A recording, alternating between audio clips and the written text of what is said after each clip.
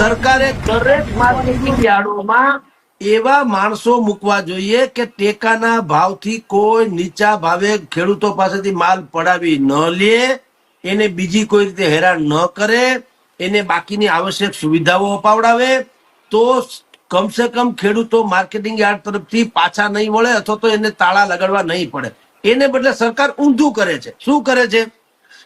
જે ખેડૂતો ન્યાય માગે છે એની ઉપર લાઠીચાર્જ કરે છે.